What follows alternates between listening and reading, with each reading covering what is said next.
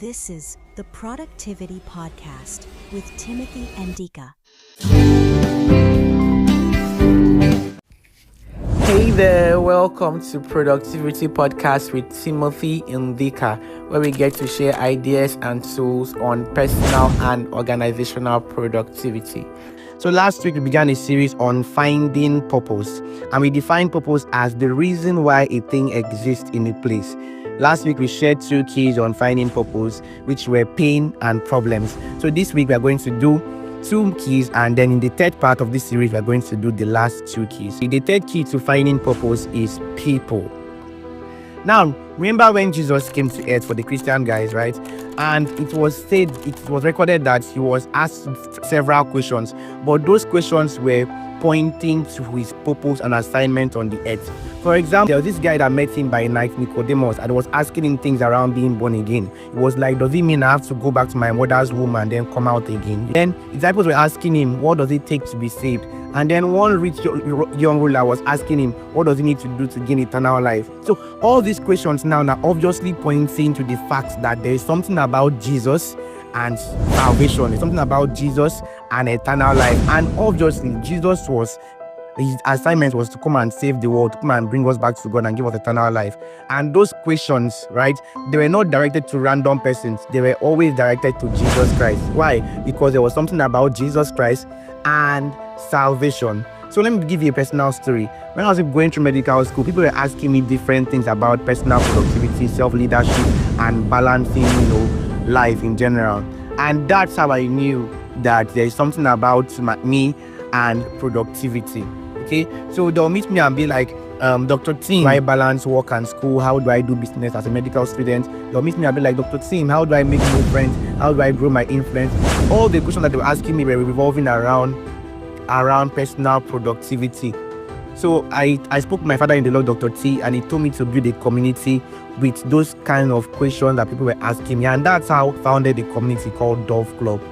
So now, relating it to you, there are things that people will tell you about yourself, and they'll keep saying it. You hear it from different persons. It might just be that is a pointer to your purpose. So for instance, we see a guy in a class or a lady in a class, and every single time they want to have somebody say a class fellowship or something like that, they're always calling her to sing in the class. A department of over 400 persons, they're always calling you to come and sing in the class. It may just mean that there is something about you and maybe music ministry. They want to draw in your family. You're always the only one that calling to come and draw. There are people that cannot even draw circle, even myself. It might just mean that there's something about you and maybe craft or artwork. No humility for somebody to be telling you that you're good at this thing and you're actually good at it, and then you're being like, nah, it's nothing. It's false humility. Or somebody can teach so well like I do, and then out of the whole department of 200 people, they're always meeting you to explain something to them. There are people that can know something very well, but they don't have the ability to explain it very well. Or you are a guy, and then people are always, calling pastor. It might not mean that you have the calling, but you should just check it instead of just being extra defensive. You get the point? So sometimes people can actually give you hints to what your purpose in life is.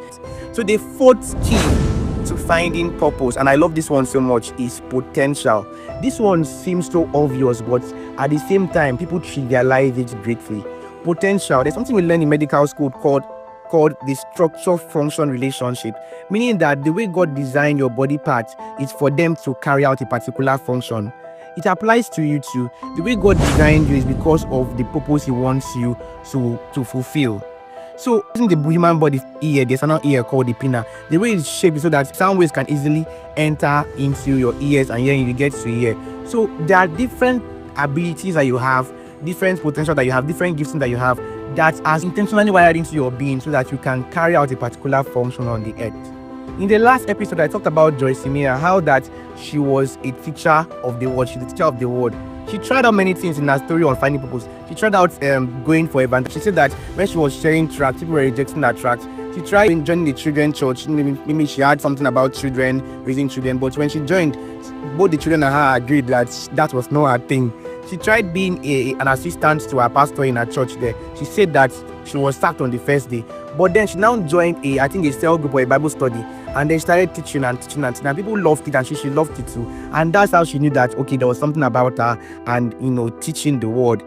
And now she's go and Google Dressmere, a global teacher of the world, right? So look within yourself. What are your abilities? So that some of you have so much passion for marketing and you've never gone to any MBA. You should be studying things around that, your potential. So if you have so much passion for sales, marketing, and business, go and start reading books like, Sell Like Crazy and the rest. If you have something about music, go and start following people that are into music. You get? So if you know your giftings, your talent, your potentials, you should start working with that.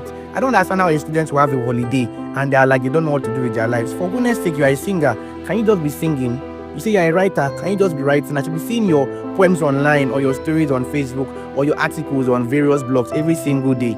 You get? So it's very, very, very, very obvious that if you are gifted with something, you are talented in a particular aspect, part of the thing that you should be doing with your life is to be using that gift, right? Serve your gift to the world. That's why God put that gift there.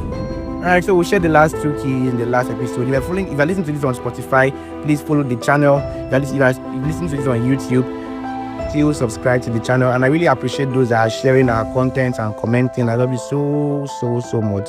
So come your way again. It's Ndika, and this is the Productivity Podcast.